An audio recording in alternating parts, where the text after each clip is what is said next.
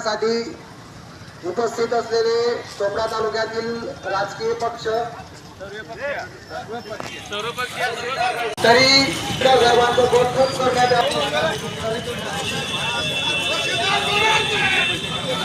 आंदोलन हे कशा संदर्भात होत्या आणि आयोजक कोण होतं?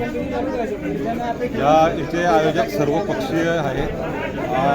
राष्ट्रवादी अजितदादा पवार गट, राष्ट्रवादी शरद पवार गट, मनसे, उभाटा, शेतकरी संघटना, भारतीय जनता पार्टी सर्वपक्षीय हे आंदोलन आहे. तहसीलदाराच्या चुकीच्या कार्यपद्धतीचा चोपडा तालुक्यात अगदी कडेलोट झाल्यामुळे हे सर्व आंदोलन या ठिकाणी उत्स्फूर्तपणे सर्व पक्ष, सर्व नेत्यांनी, सर्व पदाधिकाऱ्यांनी, सर्वसामान्य लोकांनी या ठिकाणी आंदोलन केलं आहे.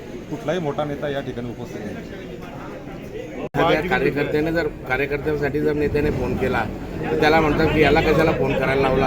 अशा पद्धतीची काही मनमानी आहे ती कुठेतरी थांबवावी. या संदर्भात जर त्यांना काम करायचं नसेल त्यांनी स्वतःहून त्या ठिकाणी बदली करून घ्यावी, जेणेकरून चोपडा तालुक्यातील जी काही जनता आहे, जनता ही आज न्यायदेवतेपुढे न्याय मागण्यासाठी या ठिकाणी येत असते. पण त्यांचा जो काही अपमान किंवा अवमान केला जातो हे प्रशासनाच्या माध्यमातून पाहिजे तेवढं योग्य नसतं.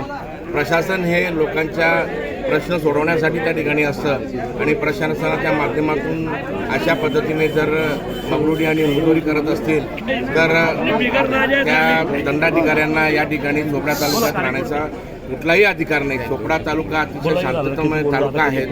इलेक्शन पुरतं प्रत्येक नेते वेगवेगळे असतात, पण इलेक्शन झाल्यानंतर प्रत्येक नेता हा एका व्यासपीठावर येऊन लोकांच्या जनतेचा जो काही प्रश्न असतील ते सोडवण्याचा प्रयत्न करत असतात.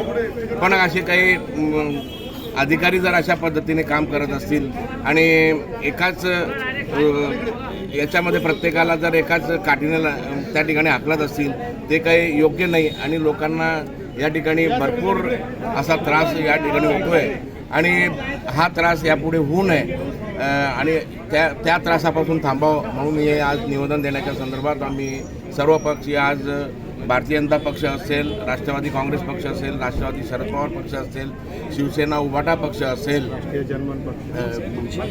इंदिरा काँग्रेस पक्ष असतील व इतर पक्ष सर्व सोबत या ठिकाणी आलेले आहेत.